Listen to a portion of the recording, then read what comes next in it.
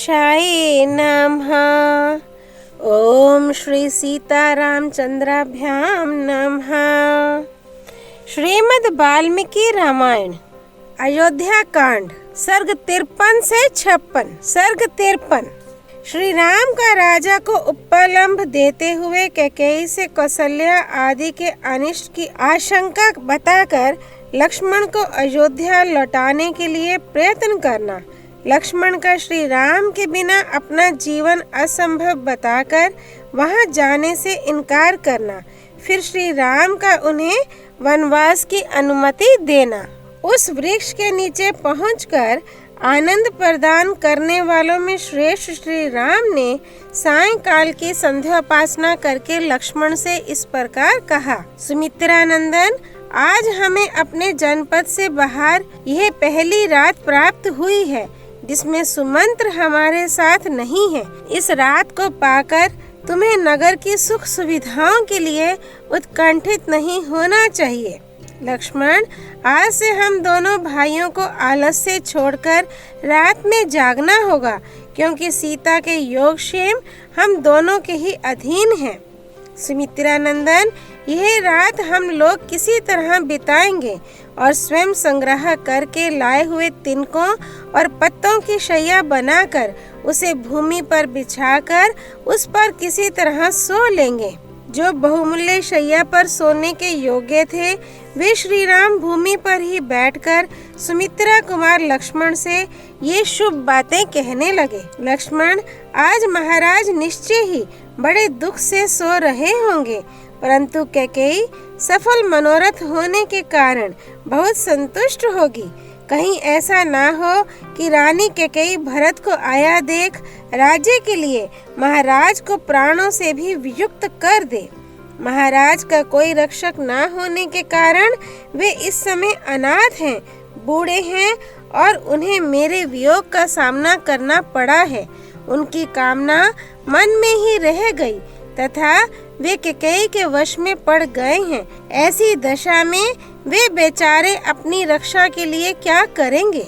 अपने ऊपर आए हुए इस संकट को और राजा की मति भ्रांति को देखकर मुझे ऐसा मालूम होता है कि अर्थ और धर्म की अपेक्षा काम का ही गौरव अधिक है। लक्ष्मण, पिताजी ने जिस तरह मुझे त्याग दिया है उस प्रकार अत्यंत अज्ञे होने पर भी कौन ऐसा पुरुष होगा जो एक स्त्री के लिए अपने आज्ञाकारी पुत्र का परित्याग कर दे। कैकेयी कुमार भरत ही सुखी और सौभाग्यवती स्त्री के पति हैं, जो अकेले ही हरिष्ट पुष्ट मनुष्यों से भरे हुए कौशल देश का सम्राट की भांति पालन करेंगे। पिताजी अत्यंत वृद्ध हो गए हैं और मैं वन में चला आया हूँ। ऐसी दशा में केवल भरत ही समस्त राज्य के श्रेष्ठ सुख का उपभोग करेंगे। सच है, जो अर्थ और धर्म का परित्याग करके केवल काम का ही अनुसरण करता है वह उसी प्रकार शीघ्र ही आपत्ति में पड़ जाता है, जैसे इस समय महाराज दशरथ पड़े हैं। स्वामी, मैं समझता हूँ कि महाराज दशरथ के प्राणों का अंत करने, मुझे देश निकाला देने और भरत को राज्य दिलाने के लिए ही कैकेयी इस राजभवन में आई थी। इस समय भी सौभाग्य के मद से मोहित हुई कैकेयी मेरे कारण कौशल्या और सुमित्रा को कष्ट पहुंचा सकती है। हम लोगों के कारण तुम्हारी माता सुमित्रा देवी को बड़े दुख के साथ वहां रहना पड़ेगा।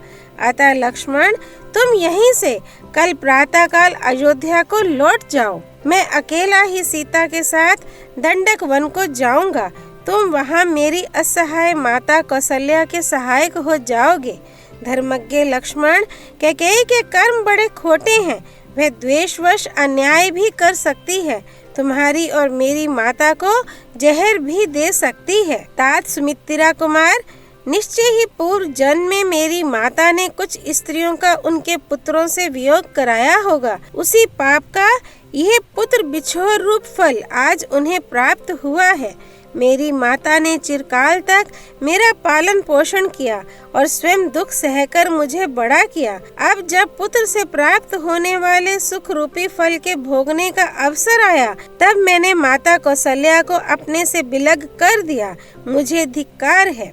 सुमित्रा नंदन, कोई भी सौभाग्यवती स्त्री कभी ऐसे पुत्र को जन्म ना दे जैसा मैं हूँ, क्योंकि मैं अपनी माता को अनंत शोक दे रहा हूँ। लक्ष्मण, मैं तो ऐसा मानता हूँ कि माता कौशल्या में मुझसे अधिक प्रेम उनकी पाली हुई वह सारिका ही करती है, क्योंकि उसके मुख से माँ को सदा यह बात सुनाई देती है कि ए तोते, तू शत्रु के पैर को काट खा, अर्थात हमें पालने वाली माता कौशल्या के शत्रु के पांव को चोंच मार दे।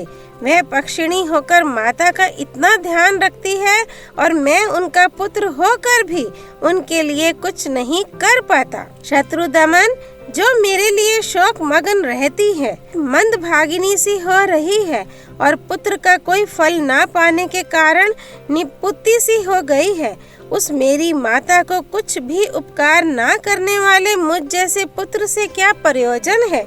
मुझसे बिछुड़ जाने के कारण माता कौशल्या वास्तव में मंद भागिनी हो गई है और शोक के समुद्र में पड़कर अत्यंत दुख से आतुर हो उसी में शयन करती है।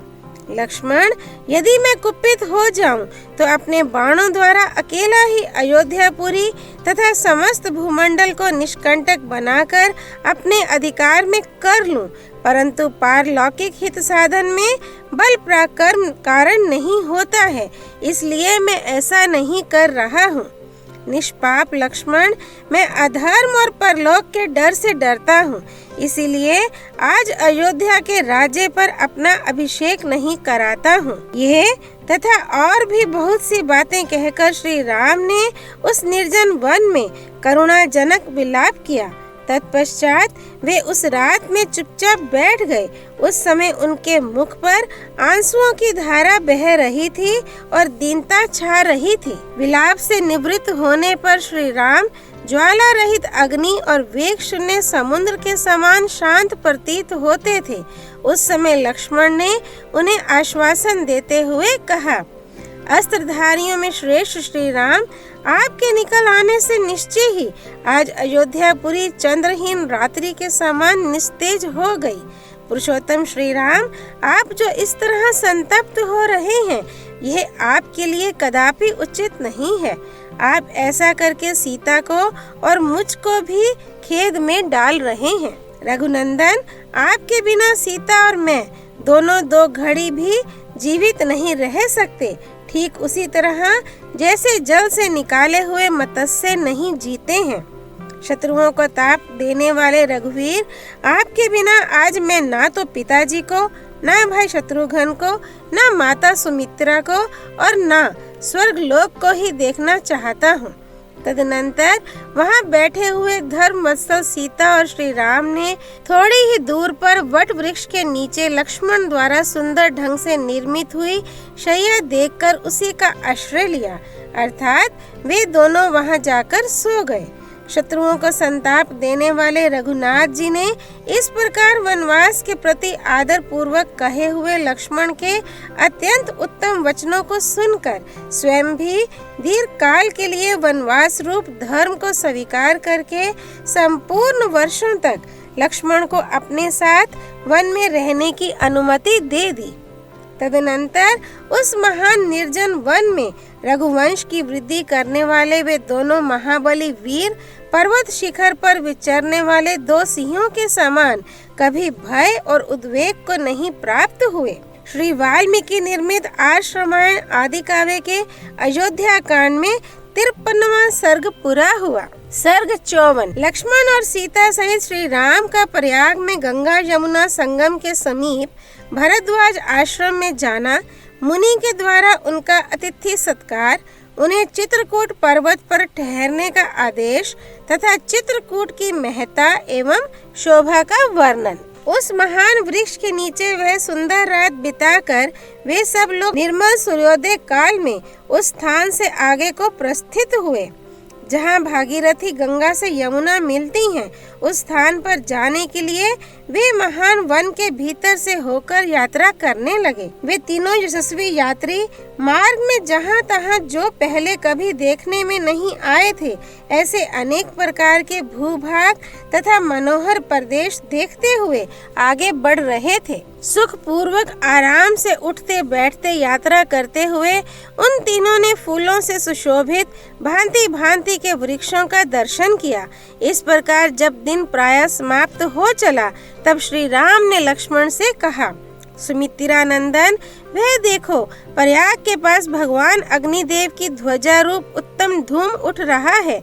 मालूम होता है मुनिवर भरद्वाज यही हैं। निश्चय ही हम लोग गंगा यमुना के संगम के पास आ पहुँचे हैं, क्योंकि दो नदियों के जलों के परस्पर टकराने से जो शब्द प्रकट होता है वह सुनाई दे रहा है।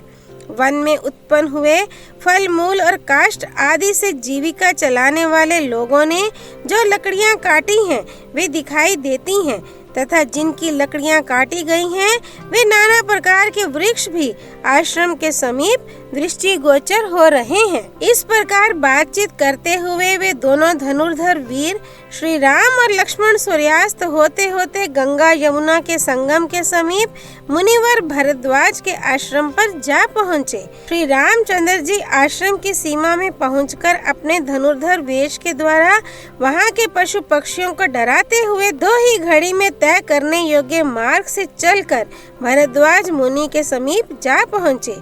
आश्रम में पहुंचकर महर्षि के दर्शन की इच्छा वाले सीता सहित वे दोनों वीर कुछ दूर पर ही खड़े हो गए। दूर खड़े हो महर्षि के शिष्य से अपने आगमन की सूचना दिलवाकर भीतर आने की अनुमति प्राप्त कर लेने के बाद पर्णशाला में प्रवेश करके उन्होंने तपस्या के प्रभाव से तीनों कालों की सारी बातें देखने की दिव्य दृष्टि प्राप्त कर लेने वाले एकाग्रचित तथा तीक्ष्ण व्रतधारी महात्मा भरद्वाज ऋषि का दर्शन किया, जो अग्निहोत्र करके शिष्यों से घिरे हुए आसन पर विराजमान थे।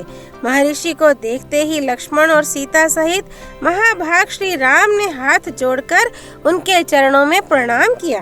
तत्पश्चात लक्ष्मण के बड़े भाई श्री रघुनाथ जी ने उनसे इस प्रकार अपना परिचय दिया। भगवान, हम दोनों राजा दशरथ के पुत्र हैं। मेरा नाम राम और इनका लक्ष्मण है, तथा ये विदेहराज जनक की पुत्री और मेरी कल्याणमयी पत्नी सती साध्वी सीता हैं, जो निर्जन तपोवन में भी मेरा साथ देने के लिए आई हैं। पिता की आज्ञा से मुझे वन की ओर आते देख ये मेरे प्रिय अनुज भाई सुमित्रा कुमार लक्ष्मण भी वन में ही रहने का व्रत लेकर मेरे पीछे पीछे चले आए हैं।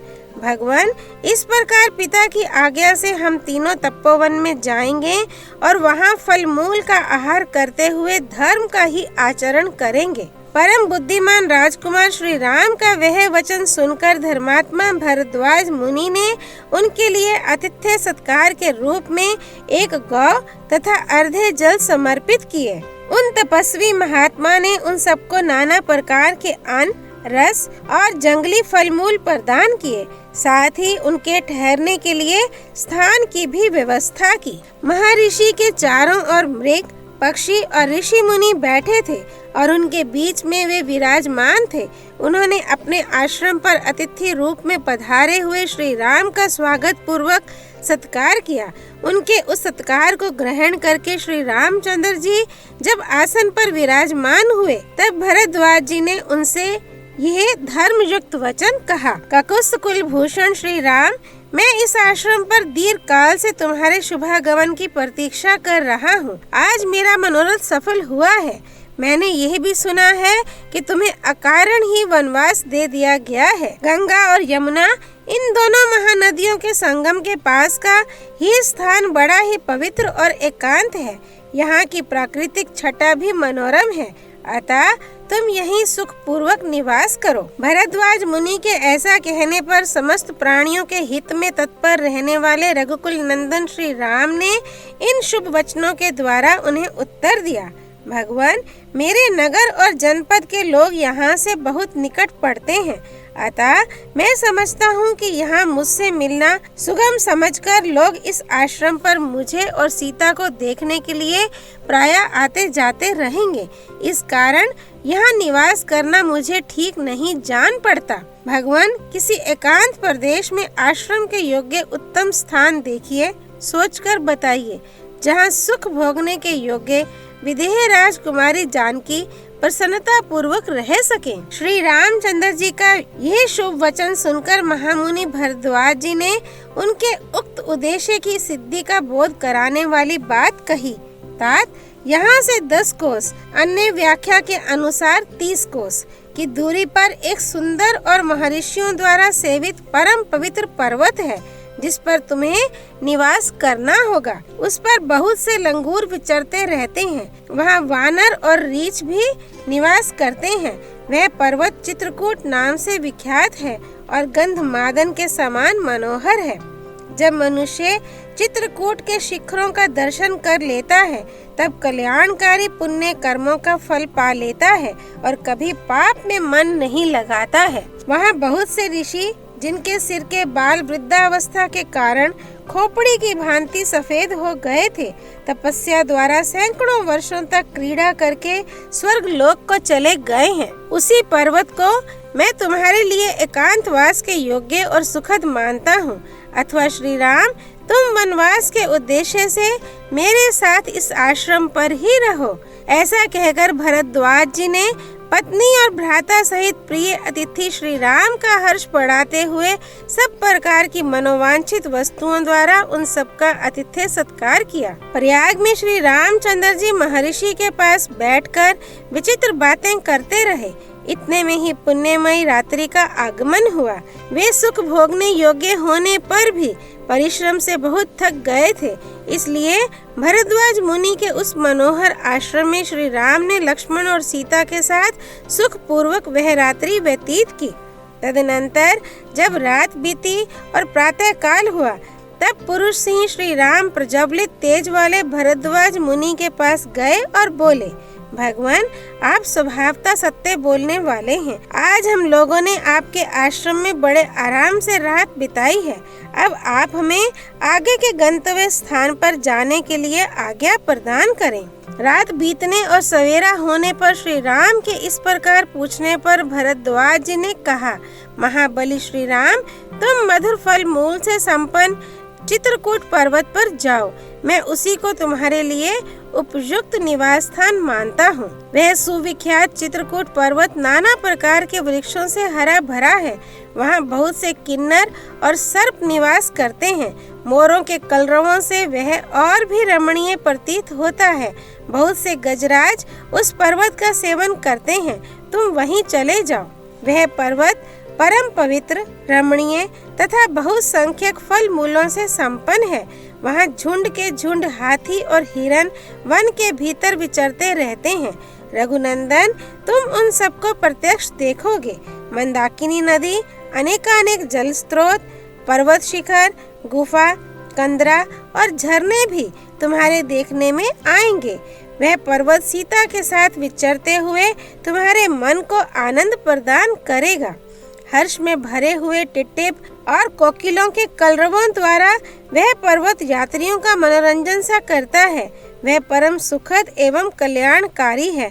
मदमत मृगों और बहुसंख्यक मतवाले हाथियों ने उसकी रमणीयता को और बढ़ा दिया है। तुम उसी पर्वत पर जाकर डेरा डालो और उसमें निवास करो। श्री वाल्मीकि निर्मित आर्ष रामायण आदि काव्य के अयोध्या कांड में 54वां सर्ग पूरा हुआ। गंगा यमुना सरस्वती संगम की जय। तीर्थाधिराज प्रयागराज महाराज की जय। सर्ग 55। भरद्वाज जी का श्री राम आदि के लिए स्वस्ति वाचन करके उन्हें चित्रकूट का मार्ग बताना, उन सब का अपने ही बनाए हुए बेड़े से यमुना जी को पार करना, सीता की यमुना और श्यामवट से प्रार्थना, तीनों का यमुना के किनारे के मार्ग से 1 कोस तक जाकर वन में घूमना फिरना, यमुना जी के समतल तट पर रात्रि में निवास करना। उस आश्रम में रात भर रहकर शत्रुओं का दमन करने वाले वे दोनों राजकुमार महर्षि को प्रणाम करके चित्रकूट पर्वत पर जाने को उद्यत हुए। उन तीनों को प्रस्थान करते देख महर्षि ने उनके लिए उसी प्रकार स्वस्ति वाचन किया जैसे पिता अपने औरस पुत्रों को यात्रा करते देख उनके लिए मंगल सूचक आशीर्वाद देता है। नरश्रेष्ठ, तुम दोनों भाई गंगा और यमुना के संगम पर पहुंचकर, जिनमें पश्चिम मुखी होकर गंगा मिली है, उन महानदी यमुना के निकट जाना। रघुनंदन, तदनंतर गंगा जी के जल के वेग से अपने प्रवाह के प्रतिकूल दिशा में मुड़ी हुई यमुना के पास पहुंचकर लोगों के आने जाने के कारण उनके पद चिन्हों से चिन्हित हुए अवतरण प्रदेश पार उतरने के लिए उपयोगी घाट को अच्छी तरह देखभाल कर वहां जाना और एक बेड़ा बनाकर उसी के द्वारा सूर्य कन्या यमुना के उस पार उतर जाना। तत्पश्चात आगे जाने पर एक बहुत बड़ा बरगद का वृक्ष मिलेगा जिसके पत्ते हरे रंग के हैं।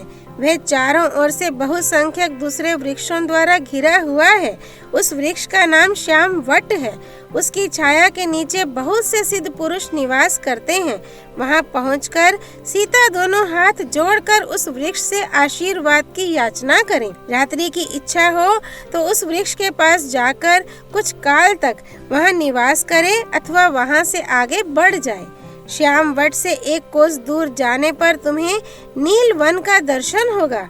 वहाँ सलकी, चीड़ और बेर के भी पेड़ मिले हुए हैं। यमुना के तट पर उत्पन्न हुए बांसों के कारण वह और भी रमणीय दिखाई देता है। ये वही स्थान है जहाँ से चित्रकूट को रास्ता जाता है। मैं उस मार्ग से कई बार गया हूँ। वहाँ की भूमि कोमल और दृश्य रमणीय है। उधर कभी दावानल का भय नहीं होता है। इस प्रकार मार्ग बताकर जब महर्षि भरद्वाज लौटने लगे तब श्री राम ने तथास्तु कहकर उनके चरणों में प्रणाम किया और कहा, अब आप आश्रम को लौट जाइए। उन महर्षि के लौट जाने पर श्री राम ने लक्ष्मण से कहा, सुमित्रा नंदन, तुम्हारा कल्याण हो। ये मुनि हमारे ऊपर जो इतनी कृपा रखते हैं, इससे जान पड़ता है कि हम लोगों ने पहले कभी महान पुण्य किया है। इस प्रकार बातचीत करते हुए वे दोनों मनस्वी पुरुष सिंह सीता को ही आगे करके यमुना नदी के तट पर गए। वहाँ कालिंदी का स्रोत बड़ी तीव्र गति से प्रवाहित हो रहा था। वहाँ पहुंचकर वे इस चिंता में पड़े कि कैसे नदी को पार किया जाए, क्योंकि वे तुरंत ही यमुना जी के जल को पार करना चाहते थे। फिर उन दोनों भाइयों ने जंगल के सूखे काठ बटोरकर उन्हीं के द्वारा एक बहुत बड़ा बेड़ा तैयार किया। वह बेड़ा सूखे बांसों से व्याप्त था और उसके ऊपर खस बिछाया गया था। तदनंतर पराक्रमी लक्ष्मण ने बेंत और जामुन की टहनियों को काटकर सीता के बैठने के लिए एक सुखद आसन तैयार किया। दशरथ नंदन श्री राम ने लक्ष्मी के समान अचिंत्य ऐश्वर्य वाली अपनी प्रिया सीता को, जो कुछ लज्जित सी हो रही थी, उस बेड़े पर चढ़ा दिया और उनके बगल में वस्त्र एवं आभूषण रख दिए। फिर श्री राम ने बड़ी सावधानी के साथ खंती, कुदारी और बकरे के चमड़े से मड़ी हुई पिटारी को भी बेड़े पर ही रखा। इस प्रकार पहले सीता को चढ़ाकर वे दोनों भाई दशरथ कुमार श्री राम और लक्ष्मण उस बेड़े को पकड़कर खेने लगे। उन्होंने बड़े प्रयत्न और प्रसन्नता के साथ नदी को पार करना आरंभ किया। यमुना की बीच धारा में आने पर सीता ने उन्हें प्रणाम किया और कहा, देवी, इस बेड़े द्वारा मैं आपके पार जा रही हूँ। आप ऐसी कृपा करें जिससे हम लोग सकुशल पार हो जाएं और मेरे पतिदेव अपने वनवास विषयक प्रतिज्ञा को निर्विघ्न पूर्ण करें। इक्ष्वाकु वंशी वीरों द्वारा पालित अयोध्यापुरी में श्री रघुनाथ जी के सकुशल लौट आने पर मैं आपके किनारे एक सहस्त्र गौओं का दान करूंगी और सैकड़ों देव दुर्लभ पदार्थ अर्पित करके आपकी पूजा संपन्न करूंगी। इस प्रकार सुंदरी सीता हाथ जोड़कर यमुना जी से प्रार्थना कर रही थी। इतने ही में वे दक्षिण तट पर जा पहुंची।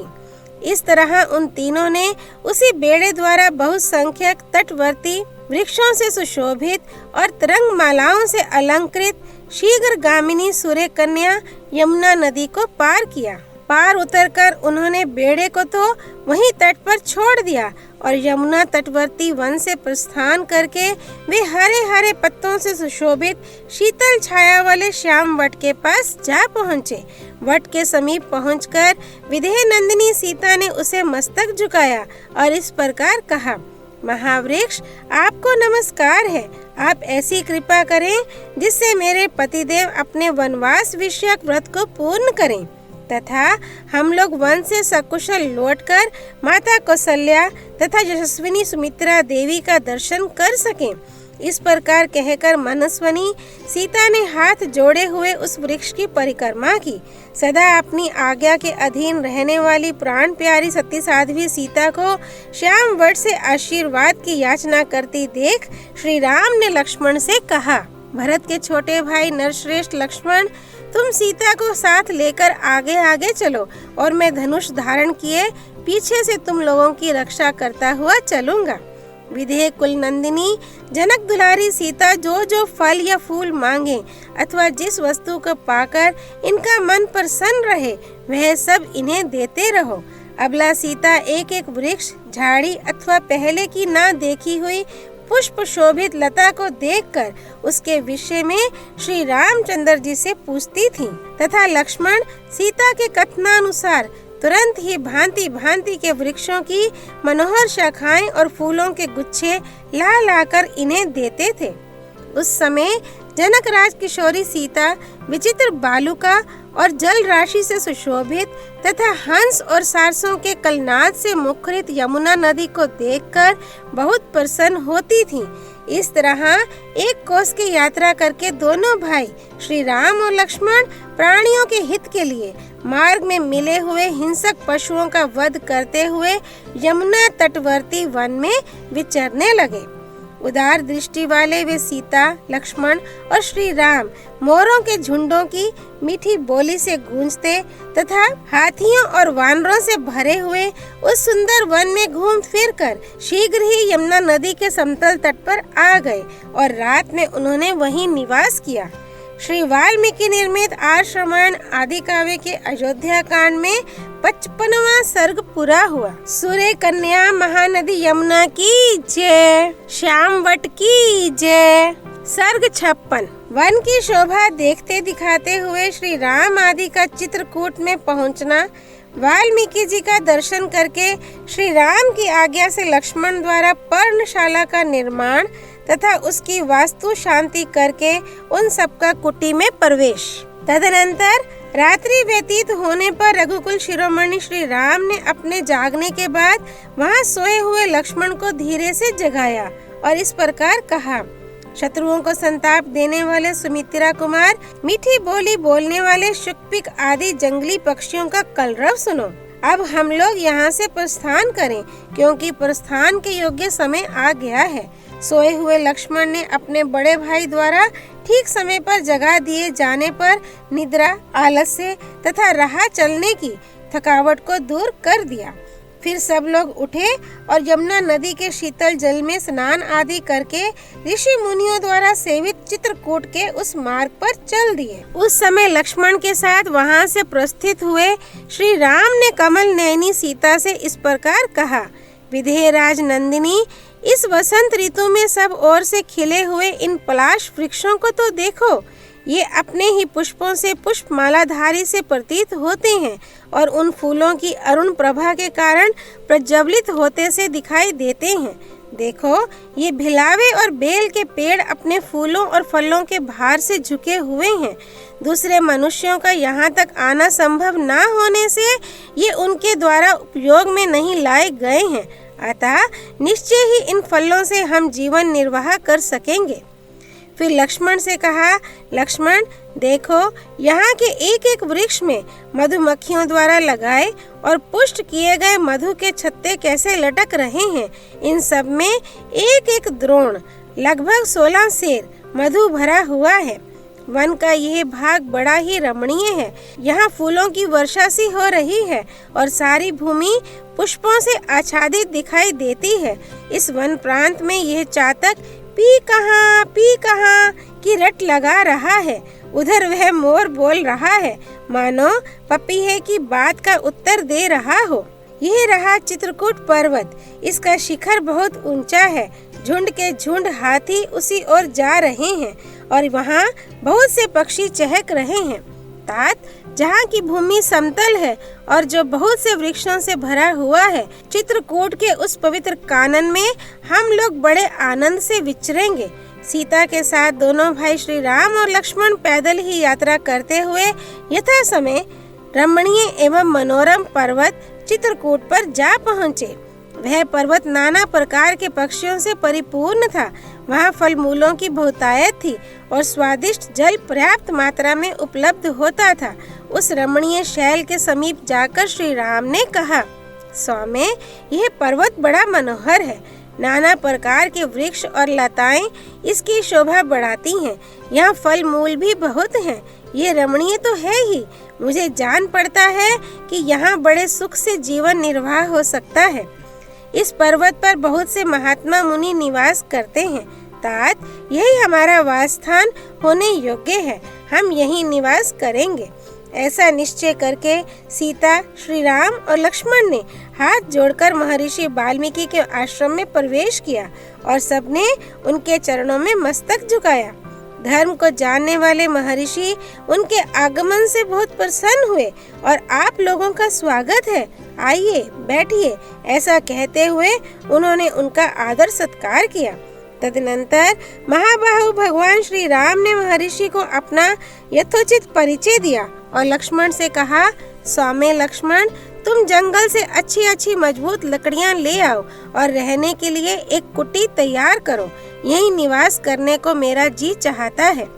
श्री राम की यह बात सुनकर शत्रुधमन लक्ष्मण अनेक प्रकार के वृक्षों की डालियां काट लाए और उनके द्वारा एक पर्णशाला तैयार की। वह कुटी बाहर भीतर से लकड़ी की ही दीवार से सुस्थिर बनाई गई थी और उसे ऊपर से छा दिया गया था, जिससे वर्षा आदि का निवारण हो।